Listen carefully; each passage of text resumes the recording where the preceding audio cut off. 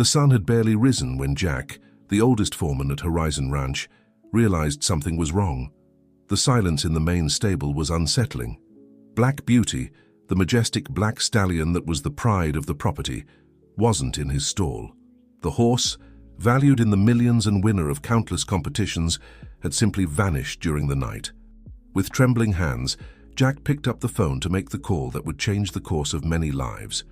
On the other end of the line, the deep voice of Mr. Thompson, the ranch owner, still sleepy, transformed into pure apprehension upon receiving the news. "What do you mean he's gone, Jack? Black Beauty has never left on his own in 15 years. Mr. Thompson's voice echoed through the phone, mixing disbelief and concern. Within minutes, the entire ranch was in an uproar. Employees scoured every inch of the 1,000 acres of land, while Thompson, a normally controlled man, paced back and forth in his office lined with fine wood. His eyes constantly turned to the portrait of Margaret, his late wife, next to Black Beauty on the day they won their first championship together. "He's not just a horse, Jack," Thompson murmured, running his fingers over the portrait. "Black Beauty is the last connection I have to Margaret. She always said he had something special, something beyond human understanding."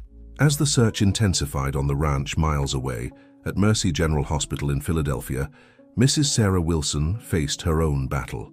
Sitting in an uncomfortable chair in the NICU, she watched her little Michael through the glass, connected to tubes and machines. The baby, born prematurely, was fighting to survive, and each breath was a small victory. Dr. Harris, the hospital director and physician in charge of the case, approached with his usual serious expression. "Mrs. Wilson, we need to talk," he said, adjusting his gold-rimmed glasses. "Michael's situation is more complex than we initially thought." Sarah's heart froze. In recent weeks, she had learned to fear these conversations. Every word from the doctor seemed to carry the weight of a sentence, and his technical language barely disguised the coldness with which he treated the most difficult cases. "The NICU resources are limited," Dr. Harris continued, his methodical voice echoing through the silent corridor. "We need to make decisions based on scientific evidence and probabilities of success." Sarah clutched the rosary in her hands more tightly. "Doctor, please, just a few more days. My son is strong, he'll make it," she pleaded, her words laden with a faith that seemed to find no echo in the antiseptic corridors of the hospital. At the same moment, on the busy streets of Philadelphia, the first videos began to circulate on social media. A black horse, majestic and riderless, galloped with surprising determination, as if following an invisible path traced only for him. Cars stopped, people pointed, and cell phone cameras captured every movement of the animal that seemed to dance between urban obstacles. No one knew yet, but that morning would mark the beginning of a story that would surpass the limits of reason and science. Black Beauty, the horse that carried within itself the mystery of the inexplicable, was about to intertwine seemingly unconnected destinies in a plot that would make the entire United States question the existence of something greater than our understanding. At the ranch, Thompson received the first news about his horse's whereabouts through social media. His heart raced as he recognized Black Beauty in the pixelated images arriving on his cell phone. "Prepare my car," he ordered, grabbing his jacket. "He's in Philadelphia." What no one could predict was that that day had only begun, and that the next few hours would forever transform the lives of all involved in this extraordinary story. Black Beauty wasn't just running away, he was on a mission that would defy logic and prove that sometimes the greatest miracles come from the most unexpected sources. The streets of Philadelphia transformed into a surreal stage that morning. Black Beauty, with his shiny black coat gleaming under the sun, moved with a grace that hypnotized everyone around him. Drivers stopped their cars, pedestrians crowded on sidewalks, and a virtual crowd formed on social media, following the horse's inexplicable journey through the city live. "It's the most beautiful horse I've ever seen in my life," commented a young woman, streaming the scene on her phone. "It seems like he knows exactly where he's going." At Mercy General, Sarah remained beside Michael's incubator, her silent prayers filling the sterile environment of the NICU. A young nurse, Emily, approached her with a glass of water and a gentle smile. "I need to rest a bit," Emily suggested, placing her hand on Sarah's shoulder. "I'll keep an eye on him while you take a walk." Sarah shook her head negatively. Since the conversation with Dr. Harris, she refused to leave her son's side. The fear that someone might make a decision in her absence consumed her from within. In the hospital's main corridor, Dr. Harris conducted an impromptu meeting with his team. "The numbers don't lie," he argued, showing graphs on his tablet. "We need to optimize our resources. We can't keep beds occupied indefinitely in cases with such a poor prognosis." Dr. Jessica Carter, a first-year resident, dared to question, "But doctor, there are documented cases of surprising recoveries in similar situations." The look, Dr. Harris gave the young doctor was sharp. "Dr. Carter, medicine isn't made with fairy tales. If you want to survive in this profession, you need to learn to be pragmatic." Meanwhile, Mr. Thompson was crossing the city in his imported car, following updates on Black Beauty's whereabouts. Each new video he received showed the horse getting closer and closer to the hospital area. "Faster," he asked the driver, feeling that something extraordinary was about to happen. At the hospital reception, the first person to spot Black Beauty was Mrs. Cecilia, a lady who had been working as a volunteer for over 2 decades. Through the glass doors, she saw the majestic animal approach with determined steps.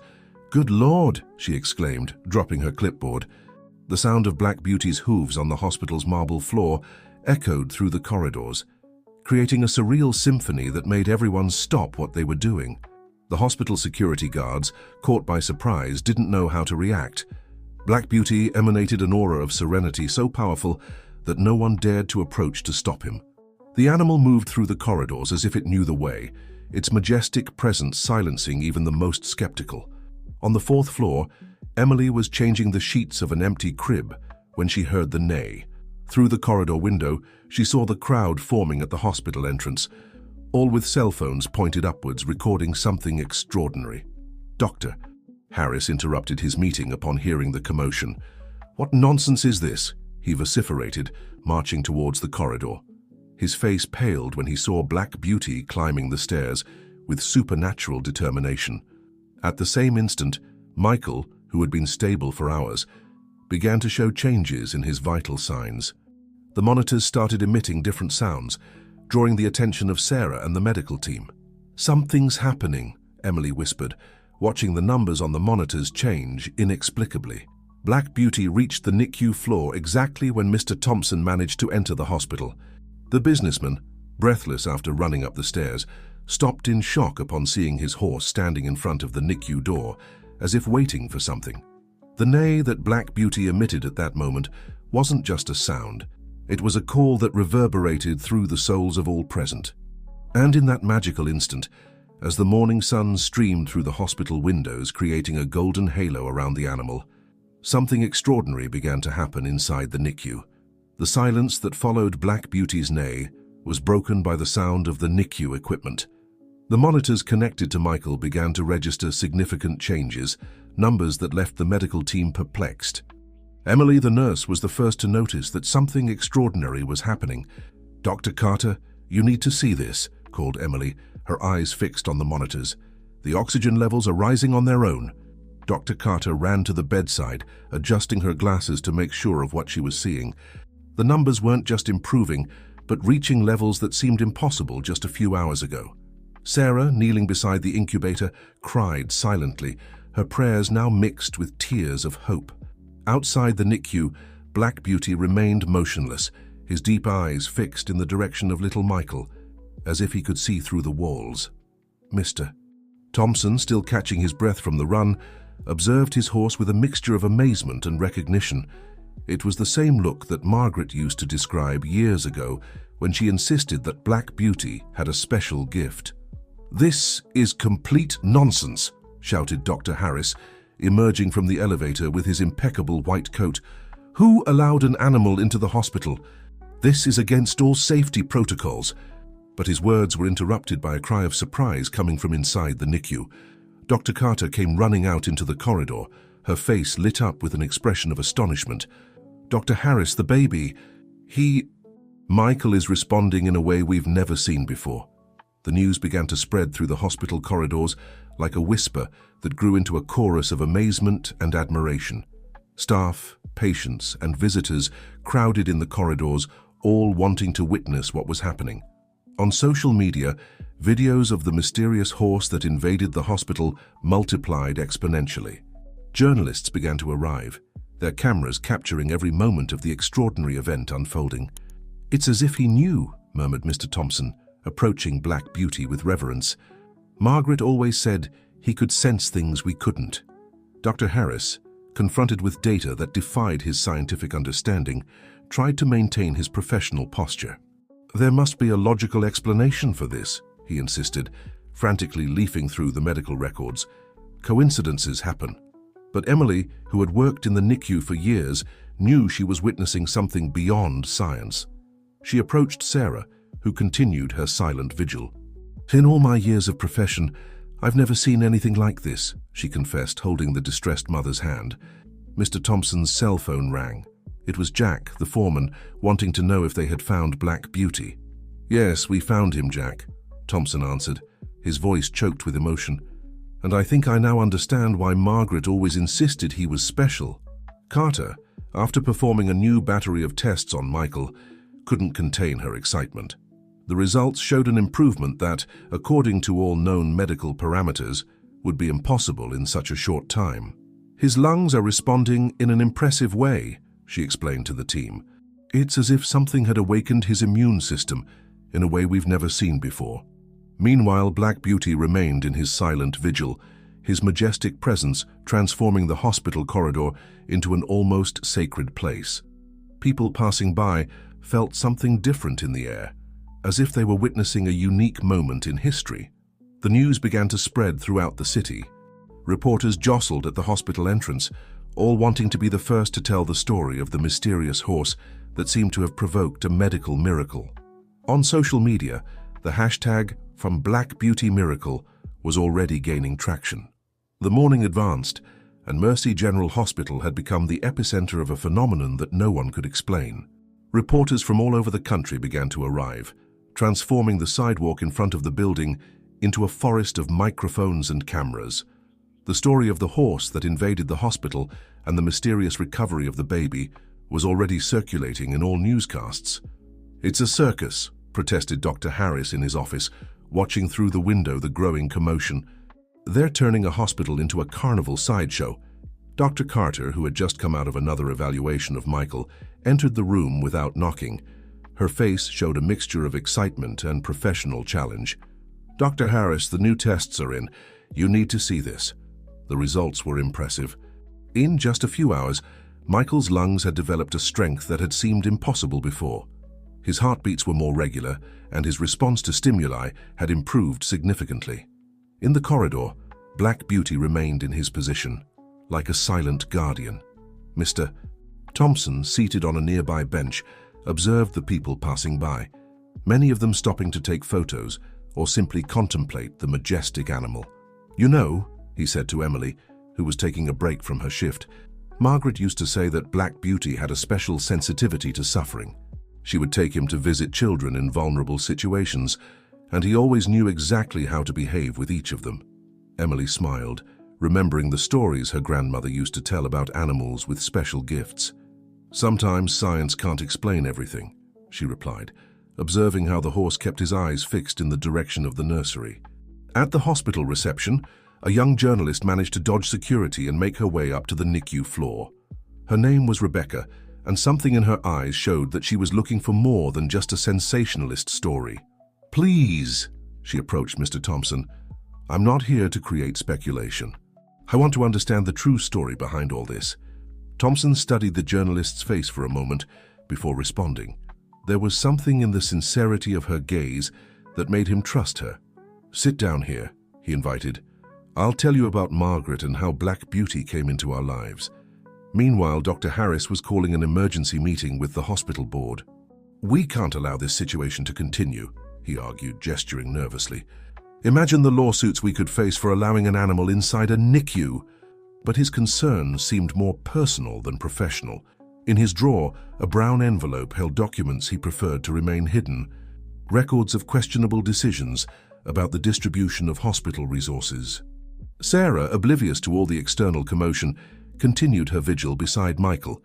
Her prayers now had a different tone, no longer of desperate plea, but of profound gratitude.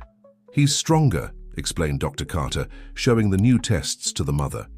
"It's as if something had awakened in him, a strength that was always there, just waiting for the right moment." In the corridor, Rebecca listened attentively as Mr. Thompson shared memories of Margaret. "She always said that animals have a wisdom that we humans have lost along the way," he explained, his voice laden with emotion. "Black Beauty was special from the first day we saw him. The story that was beginning to form was much bigger than a simple, inexplicable medical case. It was a narrative about faith, science, and the mysteries that exist between these two worlds." As the afternoon sun began to set, casting golden shadows through the hospital corridors, something in the air suggested that the greatest revelations were yet to come. As the afternoon progressed, Mercy General Hospital became the center of a media storm. Journalists from across the country crowded at the gates, while on social media, theories and speculations multiplied. In the midst of this whirlwind, Dr. Harris walked hurriedly through the corridors, his face a mask of poorly disguised concern. Inside his office, away from curious eyes, the hospital director faced the brown envelope on his desk. With trembling hands, he removed the documents, rereading them for the 1,000th time. Records of misappropriation of funds, questionable decisions about resource allocation, all there in black and white. The fear that this unusual situation could somehow expose his secrets consumed him from within. "Doctor," his secretary's voice through the intercom startled him. "Reporter Rebecca is here. She insists on an interview about recent events." Harris took a deep breath, hurriedly putting away the papers. "Send her in," he replied, adjusting his tie and composing an expression of professionalism. Rebecca entered, her eyes shining with the intensity of someone about to unravel a great mystery. "Dr. Harris, thank you for receiving me," she began, sitting in front of the imposing mahogany desk. "Can you explain how a horse managed to enter a NICU without being detained?" The doctor forced a smile. "Ms. Rebecca, we are as surprised as everyone else. It was an isolated incident that is being investigated. Our priority now is the well-being of the patients." But Rebecca wasn't fooled by the rehearsed answer. "And what about the sudden improvements in baby Michael's condition? There are rumors that you were about to discontinue his treatment." The question hit Harris like a punch to the stomach. How did she know about that? His smile faltered for a moment. "Medical decisions are complex, based on multiple factors. We don't comment on specific cases." Meanwhile, on the 4th floor, Mr. Thompson continued his vigil beside Black Beauty. The horse remained motionless, his eyes fixed in the direction of the NICU. Emily, the nurse, approached with a glass of water for the businessman. "You must be exhausted," she commented gently. "Don't you want to rest a bit?" Thompson shook his head, his eyes never leaving his faithful companion. "You know, Emily, there's something I haven't told anyone yet. The night before Black Beauty disappeared, I had a dream about Margaret." The nurse sat down next to him, intrigued. "A dream?" "Yes," continued Thompson, his voice low and emotional. "She was standing next to Black Beauty, smiling in that way only she knew how. And she said to me, 'Albert, it's time. He has a mission to fulfill.'" Emily felt a shiver run down her spine. "You think that?" "I don't know what to think," Thompson interrupted. "But Margaret always believed there was more to this world than we can see or touch." In the NICU, Sarah watched in amazement as Dr. Carter examined Michael. The baby, once so fragile, now moved with surprising vitality. "It's incredible," murmured Dr. Carter, checking the monitors. "His lungs are functioning almost normally now. I've never seen a recovery like this." Sarah held her son's hand, tears of joy streaming down her face. "It's a miracle," she whispered. "My little angel is coming back to me." In the hallway, a small crowd had formed. Patients, visitors, and even some staff members gathered to see Black Beauty. Many took photos, others simply stood there, as if the animal's presence emanated a comforting energy. Back in Dr. Harris's office, Rebecca continued her interview, each question more incisive than the last. "Doctor, anonymous sources mentioned possible irregularities in the hospital's resource management. Would you like to comment on that?" Harris's face paled. How could she know? Was it possible that someone had leaked information? He tried to maintain his composure, but his voice trembled slightly as he answered, "These allegations are completely unfounded. Our management is transparent and follows all ethical protocols." Rebecca noted something in her notebook, her eyes never leaving the doctor's face. "I see. And could you explain why the hospital has consistently denied treatments to critically ill patients, citing lack of resources, while financial reports show a significant surplus?" The silence that followed was deafening. Dr. Harris felt the ground disappear beneath his feet. His secrets, carefully guarded for years, seemed to be crumbling before his eyes. Meanwhile, on the 4th floor, Black Beauty finally moved. With slow and deliberate steps, he approached the NICU door. Mr. Thompson and Emily watched, stunned, as the horse gently pushed the door open with his muzzle. At that moment, something extraordinary was about to happen, something that would forever change the lives of everyone involved in this incredible story. The moment Black Beauty pushed open the NICU door was etched in the memory of all present. The silence that followed was almost palpable, broken only by the soft beep of heart monitors. The majestic black horse entered the room with surreal grace, his hooves making a soft sound on the sterilized floor. Sarah, still by Michael's crib, was paralyzed, her eyes wide at the unbelievable scene. Dr. Carter instinctively placed herself between the animal and the babies, but something in Black Beauty's calm presence made her step back. "My God," whispered Emily, who observed everything from the door. "It's as if he knows exactly what he's doing." Black Beauty slowly approached Michael's crib. His muzzle gently touched the baby's small hand, and at that instant, something extraordinary happened. Michael's heart monitors began to emit a different sound, stronger and more regular. "This is impossible," murmured Dr. Carter, rushing to check the equipment. "His vital signs, they're completely stabilizing." Meanwhile, in Dr. Harris's office, the tension was palpable. Rebecca, the reporter, continued her relentless investigation. "Dr. Harris, I have documents here suggesting that you personally denied treatments to critically ill patients, even when resources were available. How do you explain this?" The doctor felt sweat running down his back. His hands trembled as he tried to maintain his composure. These accusations are absurd. We have strict protocols for resource allocation." But Rebecca didn't back down. "And what about the records of fund misappropriation? We have witnesses willing to talk about how you manipulated the numbers for your own benefit." At that moment, something inside Dr. Harris broke. Years of secrets and lies weighed too heavily on his conscience. With a deep sigh, he finally spoke. I made mistakes. Terrible mistakes." Harris's confession was interrupted by a commotion coming from the hallway. Shouts of surprise and joy echoed through the hospital. Rebecca, sensing that something big was happening, ran out of the office, leaving a dazed Dr. Harris behind. On the 4th floor, the scene was surreal. Black Beauty was surrounded by amazed doctors, nurses, and patients. Michael, in Sarah's arms, cried strongly for the first time since his premature birth.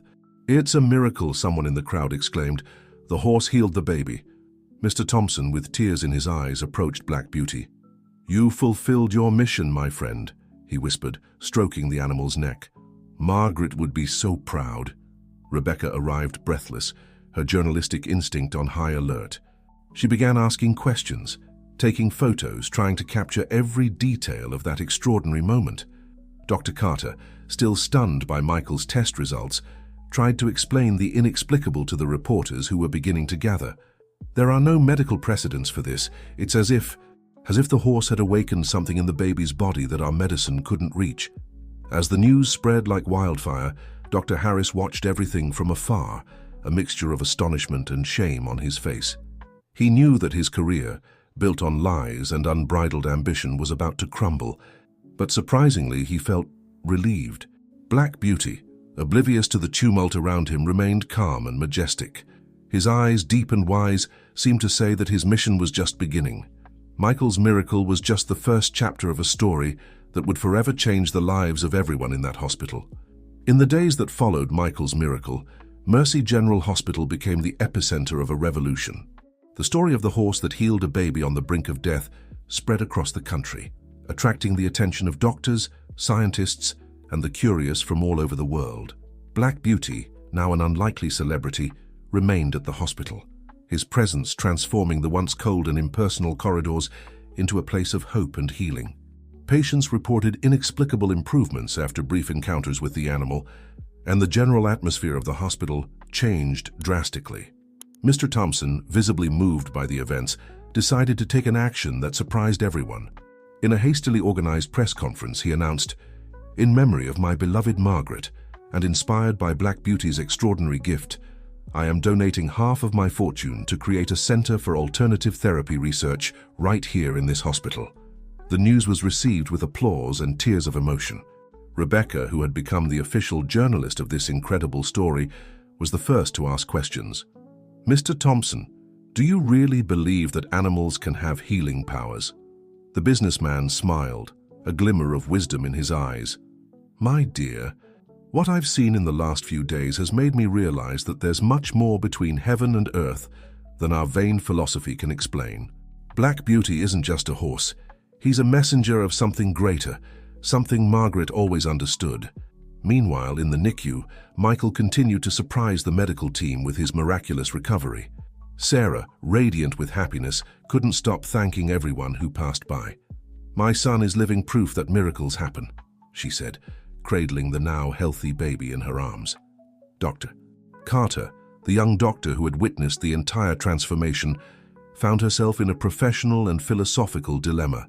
Her years of scientific training struggled against the undeniable evidence of something that defied all medical logic. "We can't deny what we've seen," she confessed to Emily during a break. "But how do we explain this? How do we incorporate this magic into medical practice?" Emily smiled, placing a comforting hand on her colleague's shoulder. "Maybe we don't need to explain everything.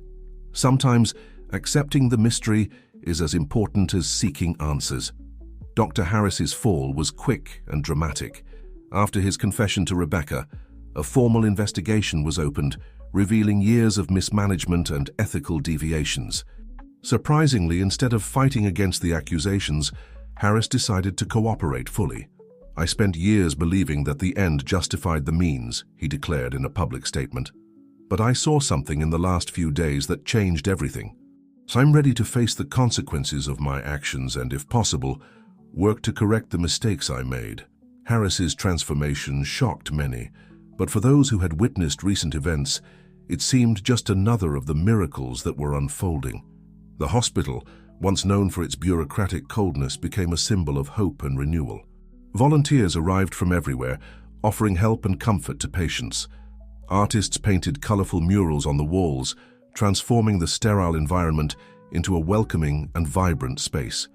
Black Beauty, the catalyst for all this change, continued his daily routine of visiting patients.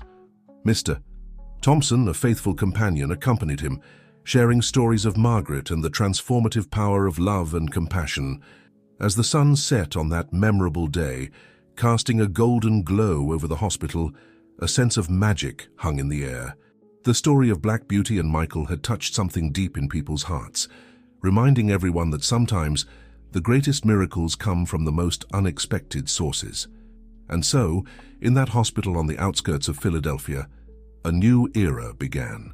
An era of hope, of healing, and of a deeper understanding of the power of love and connection between all living beings. Weeks passed since Michael's miracle, and Mercy General Hospital had transformed into an almost unrecognizable place. The once austere NICU corridor now displayed colorful murals depicting Black Beauty and scenes of healing and hope. The horse itself now had a special area in the hospital garden where patients could visit him under supervision. Rebecca, the journalist who first captured the essence of this extraordinary story, had become a constant presence at the hospital. Her latest article, titled "The Horse That Healed a Hospital," had gained national repercussion. "It's not just about physical healing," she explained in an interview for a morning TV show. "It's about how a seemingly impossible event can trigger a wave of positive changes throughout an entire community." Indeed, the changes were visible throughout the hospital. The new Center for Alternative Therapy Research, funded by Mr. Thompson's donation, was already in full operation. Scientists and doctors from around the world were applying to be part of the team, eager to study the Black Beauty phenomenon. Dr. Carter, now head of the pediatrics department, was leading a pioneering study on the interaction between animals and critically ill patients. Her transformation from skeptic to enthusiast of integrative medicine was a reflection of the paradigm shift sweeping through the institution. "We still don't fully understand what happened with Michael," she admitted in a lecture to medical students. "But this has taught us to be open to possibilities that go beyond our current understanding of science." Sarah, in turn, had become a kind of local celebrity. Mothers from all over the region sought her advice and blessings, seeing in her a symbol of hope. Michael, now a robust and smiling baby, was living proof of the miracle everyone wanted to witness. "I'm nobody special," Sarah insisted humbly. "Just a mother who had the grace to see her son reborn thanks to a four-legged angel." Meanwhile, behind the scenes, an even more surprising transformation was taking place. Dr. Harris, after his public confession and subsequent removal, had decided not only to cooperate with the investigations, but also to volunteer at the hospital. "I spent years believing that efficiency and profit were all that mattered in hospital management," he reflected, while helping to organize donations for the pediatric ward. "Now I understand that compassion and care are just as important as any medical procedure." Mr. Thompson, seeing the positive impact that Black Beauty had not only on patients but on the entire community, made another bold decision. He announced the creation of an equine therapy program that would bring trained horses to hospitals and rehabilitation centers across the country. "Black Beauty has shown us that healing can come from unexpected places," he declared at a press conference. "It's our responsibility to take this message of hope beyond the walls of this hospital." The story of the miracle horse from Philadelphia began to inspire changes in other healthcare institutions. Hospitals across the United States and even abroad began to rethink their approaches, incorporating alternative therapies and animal interaction programs. But it wasn't all smooth sailing. Skeptics in the scientific community questioned the validity of the miracles attributed to Black Beauty, demanding more rigorous and controlled studies. Some even accused the hospital of promoting magical thinking at the expense of evidence-based medicine. Emily, the nurse who had witnessed everything from the beginning, often found herself mediating heated debates between defenders of the new practices and traditionalists. "It's not about abandoning science," she argued. "It's about expanding our understanding of what's possible. What we've seen here defies explanation, but the results are undeniable." As the sun set over Philadelphia that evening, casting a golden glow over the transformed hospital, Black Beauty grazed peacefully in his new home in the garden. Mr. Thompson, seated on a nearby bench, observed the horse with a mixture of admiration and nostalgia. "Margaret always said you had a greater purpose," he murmured, more to himself than to the animal. Little did she know how right she was. As night fell, bringing with it the promise of a new day full of possibilities, a sense of anticipation hung in the air. The story of Black Beauty and Mercy General Hospital was far from over. In fact, it seemed it was just beginning. Autumn arrived in Philadelphia, bringing with it a cool breeze and new challenges for the now famous Mercy General Hospital. The story of Black Beauty and Michael's miracle had spread far beyond the borders of the United States, attracting international attention and inevitably scrutiny. One morning, Rebecca arrived at the hospital to find a BBC film crew setting up equipment in the main lobby. The producer, a middle-aged man named Richard, approached her immediately. "Ms. Rebecca, isn't it? I heard you're the person who knows this extraordinary story best," he said, extending his hand. "We're here to make a documentary about the Black Beauty phenomenon. Would you like to grant us an interview?" Rebecca hesitated. On one hand, international exposure could bring more support and resources to the hospital. On the other, she feared that a skeptical approach could undermine all the progress achieved. "Sure," she finally answered, "but on one condition. I want to be involved in the process to ensure the story is told with respect and accuracy." Meanwhile, in the new research center, Dr. Carter faced her own challenges. The first results of studies on the interaction between Black Beauty and patients were coming in, and they were, to say the least, intriguing.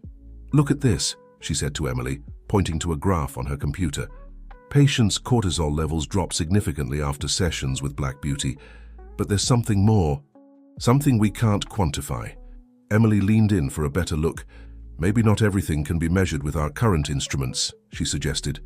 "Sometimes the deepest impact is the one we can't see." In the hospital garden, Mr. Thompson was talking to a group of international visitors, all eager to meet Black Beauty. Among them was Dr. Hiroshi Tanaka, a renowned Japanese researcher specializing in integrative medicine. "Mr. Thompson-san," Dr. Tanaka began, adjusting his glasses. "In our culture, there has long been talk about Kai, the vital energy that flows through all living beings. What's happening here seems to resonate with these ancient concepts." Thompson smiled, stroking Black Beauty's neck. "Dr. Tanaka, my late wife, used to say something similar. She believed that Black Beauty had a special connection to this vital energy, as you say." As the conversation unfolded, Sarah arrived for her daily visit with Michael. The baby, now almost 6 months old, was the picture of health and happiness. Upon seeing Black Beauty, he stretched out his little arms, letting out squeals of joy. "He never forgot," Sarah said, moved. "It's as if they have a special bond." But not everyone was convinced of the benefits of this new approach. Dr. Harris, although repentant of his past actions, still struggled to fully accept the changes in the hospital. "I understand the importance of patients' emotional well-being," he argued during a medical staff meeting. "But we can't let ourselves be carried away by emotion and neglect established protocols." The tension in the air was palpable. The hospital was clearly divided between those who fully embraced the new philosophy and those who still had reservations. It was in this climate of uncertainty that a new challenge arose. One afternoon, as Black Beauty made his usual rounds through the hospital corridors, he stopped abruptly in front of a patient's room that no one had noticed before. The man in the bed was elderly, apparently in a coma. There were no family members around, just a medical chart indicating he had been there for months with no improvement. Black Beauty neighed softly, refusing to move. Mr. Thompson, who was accompanying him, felt a shiver run down his spine. "Call Dr. Carter," he said to a nearby nurse. "I think we're about to witness something important." As the medical team hurriedly gathered, a sense of déjà vu hung in the air. Was it possible that another miracle was about to happen? And if it did, how would it affect the delicate balance the hospital had achieved between science and faith? The BBC cameras captured every moment, adding an extra layer of pressure to the already tense situation. Rebecca, observing everything closely, knew that what happened in the next few minutes could change everything again. Black Beauty remained motionless, his eyes fixed on the unconscious patient. The silence in the corridor was deafening, broken only by the constant beep of heart monitors. Everyone held their breath, waiting to see what fate, or perhaps something more, had in store for them. The silence in the hospital corridor was almost palpable, broken only by the rhythmic beep of the heart monitors. All eyes were fixed on Black Beauty, who remained motionless in front of the comatose patient's room. Dr. Carter, with the stethoscope hanging around her neck, approached cautiously. "His name is John Smith," she said in a low voice, consulting the chart. "He's been in a coma for 6 months after a severe car accident. No known family." Rebecca, strategically positioned with her notepad, observed every detail. The BBC cameras hummed softly, capturing the tense moment. Dr. Harris, with his arms crossed, maintained a skeptical expression, but his eyes betrayed an undeniable curiosity. Suddenly, Black Beauty moved. With surprising grace for an animal of his size, he entered the room, stopping beside John's bed. His muzzle gently touched the unconscious patient's hand. It was at that instant that the impossible happened. John's fingers trembled slightly. A collective gasp ran through the corridor. The patient's eyes, closed for so long, began to move under his eyelids, and then slowly they opened. "My God," whispered Emily, grabbing Dr. Carter's arm. "It's happening again." John blinked, his eyes slowly focusing on his surroundings. When his gaze met Black Beauty's, a small smile formed on his dry lips. You came," he murmured, his voice hoarse from disuse. The medical team sprang into action immediately, checking John's vital signs and performing quick response tests. Dr. Carter, with tears in her eyes, couldn't believe what she was seeing. "His neurological functions seem intact," she announced, her voice trembling with emotion. It's a miracle." Dr. Harris, who had been observing everything with a mixture of amazement and skepticism, finally spoke up. "We need more detailed exams, CT scans, MRIs. We have to document this scientifically." Mr. Thompson, who had remained silent until then, approached John. "Mr. Smith, you said he came. What did you mean by that?" John, still weak but with his eyes shining in an almost supernatural way, replied, In my dream. A black horse visited me every night. He told me not to give up, that my time hadn't come yet. A murmur of astonishment ran through the corridor. Rebecca wrote furiously in her notebook, knowing she was witnessing something that defied all logic. The following hours were a whirlwind of activity. John underwent a battery of tests, while news of his miraculous awakening spread throughout the hospital. Patients and staff crowded the corridors, all wanting to see the man who had returned from the threshold of death. Black Beauty, in turn, calmly returned to the hospital garden, as if nothing extraordinary had happened. Mr. Thompson accompanied him, thoughtful. "Margaret always said you had a greater purpose," he murmured to the horse. "Little did we know how great that purpose would be." That night, an impromptu press conference was organized in the hospital auditorium.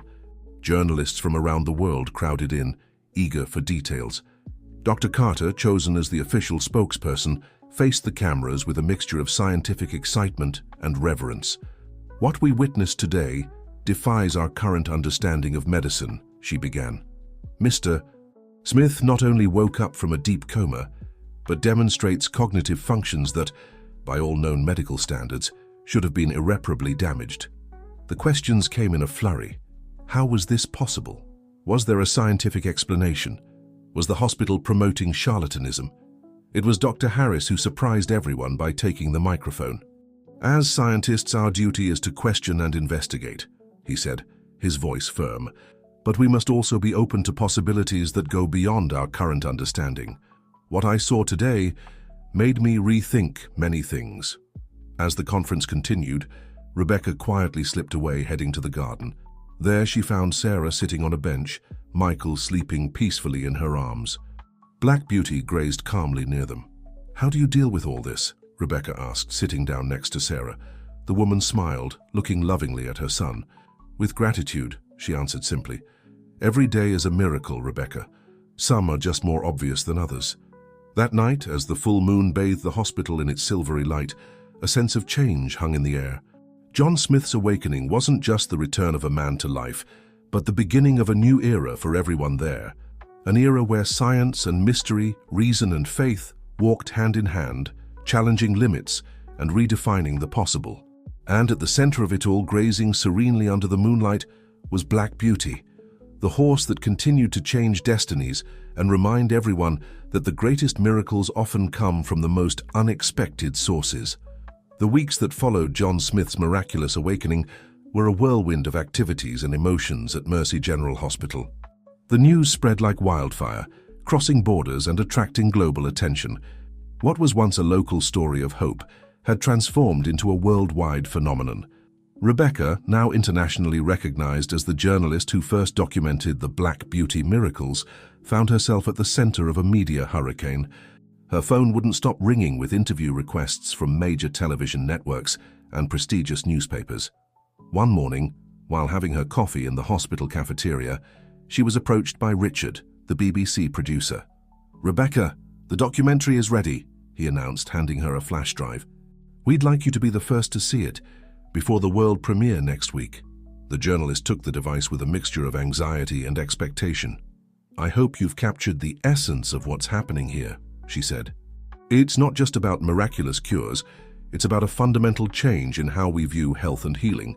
Meanwhile, in the new Integrative Research Center, named Margaret Center, in honor of Mr. Thompson's late wife, Dr. Carter led an international team of scientists. John Smith's awakening had opened doors for collaborations that previously seemed impossible. "What we're seeing here," she explained during a video conference with researchers from Harvard and Oxford, "is a fascinating convergence between traditional medicine and phenomena we don't yet fully understand. The brain patterns of patients after interaction with Black Beauty show activities in areas that normally remain dormant." Dr. Harris, who surprisingly had become one of the biggest advocates of the new approach, added, "We're just scratching the surface. There's a vast field of therapeutic possibilities that we're beginning to explore." Dr. Harris's transformation from skeptic to enthusiast didn't go unnoticed. Many saw in him a symbol of the hospital's own journey, from scientific rigidity to an openness to the inexplicable. In the hospital garden, now a pilgrimage site for people from all over the world, Mr. Thompson received a group of businessmen and philanthropists. Among them was Hiroshi Tanaka, the Japanese researcher who had visited the hospital weeks before. "Thompson-san," said Tanaka, "we're ready to start a global partnership. We want to replicate the Philadelphia model in hospitals around the world." Thompson moved, looked at Black Beauty, who grazed peacefully nearby. "Margaret always said that love has the power to heal. I think we're finally understanding what she meant." The news of the global expansion of the Philadelphia model spread quickly, generating both enthusiasm and controversy. Critics argued that the hospital was promoting pseudoscience, while supporters pointed to the undeniable results and transformed lives. Amidst all this tumult, Sarah and Michael became symbols of hope. The baby, now healthy and full of energy, was living proof of Black Beauty's first miracle. Mothers from around the world wrote letters to Sarah, asking for advice and prayers. "I never imagined my story could touch so many people," Sarah confessed to Emily during one of her regular visits to the hospital. "Sometimes I wonder if it's a dream." Emily smiled, watching Michael play happily with a small stuffed horse. "If it's a dream, Sarah, it's one that's changing the world." As the sun set over Philadelphia that evening, casting golden hues over the transformed hospital, a sense of anticipation hung in the air. The BBC documentary was about to be released, bringing the story of Black Beauty and Mercy General Hospital to millions of homes around the world. Rebecca, sitting in her small apartment, inserted the flash drive into her laptop. As the first images began to appear on the screen, she felt the weight of responsibility. This wasn't just the story of a miracle horse or a transformed hospital. It was the story of how hope, love, and the inexplicable could change not just individual lives but an entire society. And as the documentary unfolded, showing images of Black Beauty, healed patients, and a united community, Rebecca realized she was witnessing not just history, but the birth of a new era. An era where science and faith, reason and mystery walked side by side, challenging limits and redefining the possible. The world was about to change, and it all started with a black horse in a Philadelphia hospital. The night of the world premiere of the documentary, The Philadelphia Miracle, transformed Mercy General into a center of global attention. A giant screen was set up in the garden where Black Beauty used to graze, and hundreds of people gathered to watch the live broadcast. Rebecca, seated in the front row next to Mr. Thompson, felt her heart racing. She had seen the documentary before, but witnessing the public's reaction was a completely different experience. As images of Black Beauty, Michael, and John Smith filled the screen, gasps and exclamations of admiration echoed through the crowd. "It's surreal to see our story told like this," Sarah murmured, holding Michael in her lap. The boy, now almost a year old, babbled happily, pointing at the images on the screen. Meanwhile, in millions of homes around the world, families gathered to watch the Philadelphia phenomenon. In New York, a young resident doctor named Lisa paused her dinner, hypnotized by the story. In Tokyo, Dr. Hiroshi Tanaka watched with a group of colleagues, all taking notes furiously. In a small village in Africa, an entire community crowded around the only available television, marveling at the images of the miracle horse. Back at the hospital, Dr. Harris observed the public's reaction with a mixture of pride and apprehension. "This is going to change everything," he said to Dr. Carter, who was by his side. "The way we practice medicine, how we see the relationship between humans and animals, everything will be questioned." Dr. Carter nodded, her eyes shining with excitement. "And we'll be at the forefront of this change." It's scary and exciting at the same time. As the documentary came to an end, showing scenes of hope and transformation, a reverent silence fell over the audience in the hospital garden. And then, as if moved by an invisible force, everyone stood up in a thunderous ovation. Mr. Thompson, with tears in his eyes, hugged Rebecca. "Margaret would be so proud," he said, his voice choked with emotion. "This is more than she ever dreamed of." In the days that followed, the impact of the documentary was felt on a global scale. Social media exploded with comments, theories, and debates. Hashtags like Philadelphia Miracle and Black Beauty became worldwide trending topics. The hospital was flooded with requests for visits, donations, and partnership proposals. Politicians from various countries expressed interest in implementing similar programs in their healthcare systems. The World Health Organization announced the formation of a special commission to study the Philadelphia phenomenon. For Rebecca, the success of the documentary brought new challenges. She found herself at the center of a media whirlwind, with offers for books, lectures, and even a film based on her experience. "I never thought a local story could have this reach," she confided to Emily during a rare moment of calm. Emily smiled, observing the frantic movement in the hospital. "Sometimes, Rebecca, the most important stories are those that start small in unexpected places." Black Beauty, oblivious to his worldwide fame, continued his daily routine at the hospital. His serene presence was a constant reminder that, at the center of all this attention, was a simple act of connection and healing. One afternoon, as Mr. Thompson walked with the horse through the garden, he was approached by an elderly woman who had traveled from Australia specifically to visit the hospital.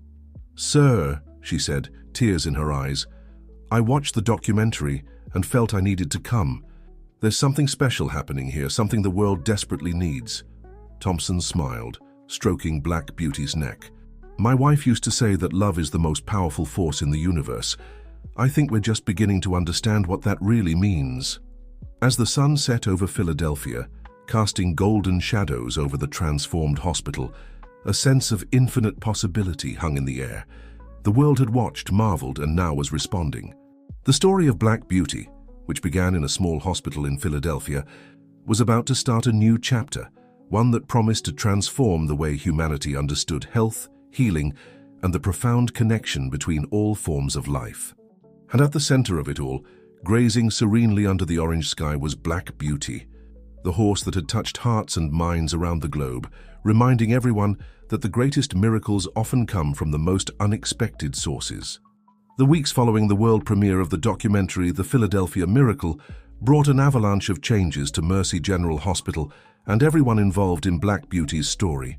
What was once a local hospital, though already famous in the United States, now found itself at the center of world attention. Rebecca, who had involuntarily become the unofficial spokesperson for the phenomenon, could barely find a moment of peace. Her phone rang incessantly with interview requests, invitations for TV shows, and offers for book deals. "I never thought being a journalist would mean being at the center of the news," she confided to Emily during a rare moment of calm in the hospital cafeteria. "It's as if I've become part of the story instead of just telling it." Emily smiled understandingly. "You've become the human face of this story for the world, Rebecca. People trust you to understand what's happening here." Meanwhile, Mr. Thompson faced his own challenges. The hospital garden, once a quiet refuge for Black Beauty, was now constantly crowded with hopeful visitors, many traveling from afar in hopes of witnessing a miracle. "We need to find a balance," he said during an emergency meeting with the hospital staff. "We can't deny people the hope they seek, but we also can't compromise Black Beauty's well-being or the hospital's functioning." Dr. Harris, who continued his surprising journey of transformation, proposed a solution. "What if we create a separate visitor center, a place where people can learn about the story, but that keeps the hospital running normally?" The idea was received with enthusiasm, but raised new questions. How to finance such an endeavor? How to ensure that the message of hope and healing wouldn't be lost amid commercialization? Dr. Carter, now internationally recognized for her pioneering work in integrative medicine, expressed her concerns. "We have an enormous responsibility here. We can't let this become a media circus. The science behind what's happening is real and deserves to be studied seriously." The pressure also began to affect those closest to the center of the story. Sarah, whose life had been completely transformed by Michael's miracle, now found herself constantly approached by strangers, many begging for her intercession or blessing. "Sometimes I miss our simple life," she confessed to Rebecca during one of many interviews. "But then I see the hope in these people's eyes and remember why this is important." Michael, now a healthy and vibrant child, seemed oblivious to his fame. For him, visits to the hospital and encounters with Black Beauty were simply part of his normal routine. Black Beauty himself, at the center of all this attention, maintained his characteristic serenity. His calm and dignified behavior amidst the chaos served as a constant reminder of the true meaning of it all. One afternoon, as Mr. Thompson took Black Beauty for his daily walk through the hospital garden, now carefully monitored to avoid crowds, they were approached by a distinguished-looking man. "Mr. Thompson," said the man, extending his hand. "I'm Dr. Robert Chen from Stanford University. I came personally to propose an international research collaboration." Thompson listened attentively as Dr. Chen explained his proposal, a large-scale study on the therapeutic effects of human-animal interaction, using the Philadelphia model as a basis. This could revolutionize how we approach the treatment of chronic diseases and mental disorders, Dr. Chen explained, his face lit up with enthusiasm. As they talked, Rebecca observed from afar, taking notes in her ever-present notebook. She realized she was witnessing the birth of something truly revolutionary. At the end of that day, as the sun set over Philadelphia, casting a golden glow over the hospital, the team gathered for a joint reflection. The air was charged with emotion and expectation. "We're on the brink of something extraordinary," said Mr. Thompson, his voice laden with emotion. "But we can't lose sight of what really matters, the healing power that comes from love, compassion, and connection." As everyone nodded in agreement, Black Beauty neighed softly, as if giving his own approval. The sound echoed through the garden, reminding everyone that at the heart of all this madness and global attention was a simple horse that had somehow touched the essence of humanity and awakened something deep in all of them. Night fell over the hospital, bringing with it the promise of new challenges and opportunities. The world was watching, waiting to see what would come next. And everyone there knew that, regardless of what the future held, the journey they had begun was far from over. Autumn had arrived in Philadelphia, bringing with it a cool breeze and the promise of change. Mercy General Hospital, once a common building in the urban landscape, now stood out as a beacon of hope and innovation. The new visitor center, proposed by Dr. Harris, was finally ready to be inaugurated. Rebecca, who had involuntarily assumed the role of official chronicler of this extraordinary journey, was in the middle of a live interview for an international television network when the big moment arrived. "As you can see," she explained to the camera, gesturing towards the new building, "this visitor center is not just a museum. It's a place of education, research, and above all, hope." Mr. Thompson, dressed in an elegant suit that contrasted with his usual simplicity, cut the inaugural ribbon to enthusiastic applause. By his side, Black Beauty remained serene, seemingly oblivious to the importance of the moment. Inside the center, visitors were greeted by an immersive experience that told the story of Black Beauty, Michael, and all the miracles that followed.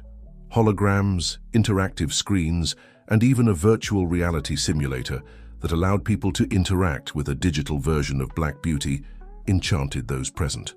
Dr. Carter guided a group of international scientists through a wing dedicated to research. "What we're seeing here," she explained, "is a fascinating convergence between traditional medicine, animal-assisted therapy, and something we're still trying to fully understand." Dr. Robert Chen from Stanford, who now led an international team of researchers based at the hospital, added, "The data we're collecting is revolutionary.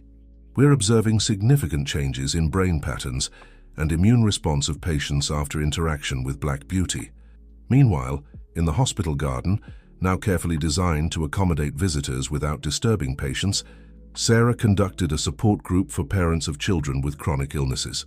"Faith is important," she said, Michael playing happily at her feet, "but it's also crucial to trust doctors and science. Michael's miracle taught us that these two worlds can coexist and strengthen each other." Dr.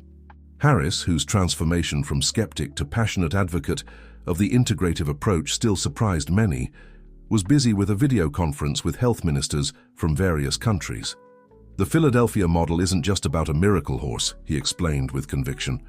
"It's about completely rethinking our approach to health and well-being. It's about reconnecting with the healing power of nature and compassion."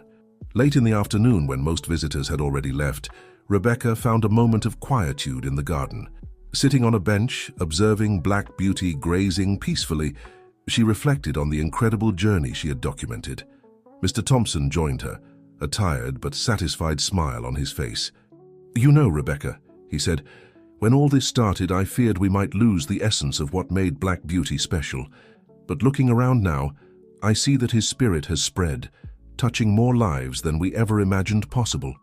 Rebecca nodded, understanding deeply. "It's as if he awakened something in all of us, something that was always there waiting to be rediscovered." At that moment, as if sensing they were talking about him, Black Beauty raised his head and looked directly at them. His eyes, deep and wise, seemed to contain the mystery of the universe. "Margaret always said he had an old soul," Thompson murmured, his voice choked with emotion. "I think we're only now beginning to understand what she meant." As the sun set, casting golden hues over the transformed hospital, a sense of purpose and infinite possibility hung in the air. The world had changed, and continued to change, thanks to a black horse from a small hospital in Philadelphia.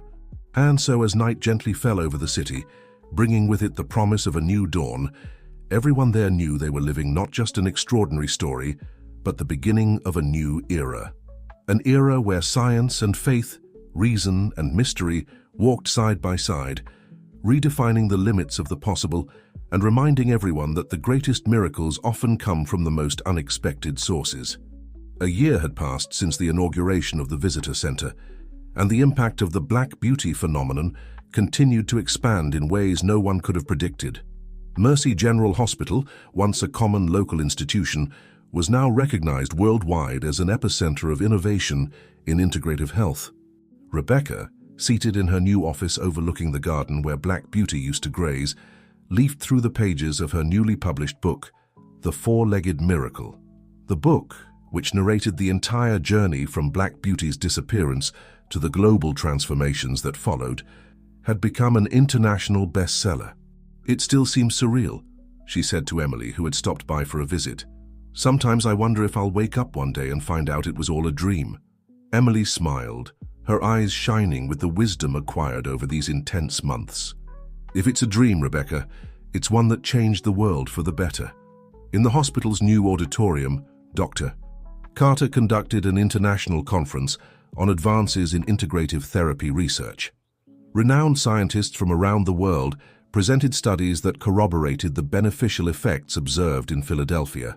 "What began with an extraordinary horse," Carter explained to an attentive audience, "has led us to revolutionary discoveries about the interconnection between mind, body, and environment. We're just scratching the surface of the healing potential that exists when we reconnect humans with nature and with each other." Dr. Harris, now a respected figure in holistic medicine circles, nodded in agreement. His personal transformation journey had become a topic of study in itself, inspiring doctors around the world to question their paradigms and open themselves to new possibilities. In the hospital garden, now a green sanctuary in the heart of the city, Mr. Thompson walked slowly, leaning on a cane. The years had taken their toll, but his eyes still shone with the same intensity. "You know," he said to a group of medical students accompanying him, "Margaret always said that love is the most powerful force in the universe. What we've seen here, what Black Beauty has shown us, is just the tip of the iceberg of that truth." Sarah, who now led a support program for families of children with chronic illnesses, joined the group, Michael by her side. The boy, now almost 3 years old, was the picture of health and vitality. "Every day is a miracle," Sarah said, smiling at her son. "And thanks to what we've learned here, more and more people are getting the chance to experience these daily miracles." As the sun began to set, casting a golden glow over the hospital, a sense of culmination hung in the air. It was as if everyone there could feel they were on the threshold of something even greater. Rebecca, who had joined the group in the garden, looked around, absorbing the scene. The hospital, once a place of pain and despair, now radiated hope and possibility. People from all parts of the world walked the corridors, some seeking healing, others offering help, all united by a sense of common purpose. "It's amazing to think," she reflected aloud, "how all this started with a single act of connection between a horse and a sick baby." Mr. Thompson smiled, his eyes filling with tears. "Black Beauty reminded us of something we had forgotten, Rebecca. He showed us that true healing comes from love, compassion, and connection with everything around us." As the group talked, sharing stories and reflections on the extraordinary journey they had lived, a familiar figure appeared on the horizon. Black Beauty, now a bit older but still majestic, walked calmly towards them, guided by one of the hospital's caretakers. As the horse approached, a reverent silence fell over the group. It was as if at that moment everyone could feel the weight of the legacy that had been created, the responsibility to carry forward the message of hope and healing that Black Beauty had brought to the world. And as the sun set completely, bathing the garden in hues of gold and purple, everyone there knew they were living not just the end of a chapter, but the beginning of something much greater. Black Beauty's legacy, born in a small hospital in Philadelphia, was destined to continue touching lives and transforming the world, far beyond what any of them could imagine. Dawn in Philadelphia brought with it an atmosphere of expectation. It was the 5th anniversary of the Integrative Healing and Research Center, and Mercy General Hospital was preparing for an event that promised to be historic. Rebecca, now a renowned journalist and author, woke up early, her heart full of emotion. As she prepared, she reflected on the incredible journey she had documented. Her book, The Four-Legged Miracle, had inspired millions around the world, and today she would present its sequel, Echoes of Hope, which explored the global impact of the Black Beauty phenomenon. At the hospital, Dr. Carter coordinated the final preparations for the international conference that would take place that afternoon. Researchers from around the world would gather to share the results of studies inspired by the Philadelphia model, as the Integrative Healing Program had become known. "It's incredible to think about how much progress we've made in just 5 years," she commented to Dr. Harris, who nodded, a glimmer of pride in his eyes. "And to think I almost missed all this because of my skepticism," he replied, his voice laden with humility and gratitude. In the hospital garden, now a vast green complex that stretched for several blocks, Mr. Thompson walked slowly, leaning on his cane. At 85, he still maintained the same energy and passion that had guided him throughout this journey. "Margaret would be so proud," he murmured, looking around at the dozens of horses that were now part of the hospital's assisted therapy program.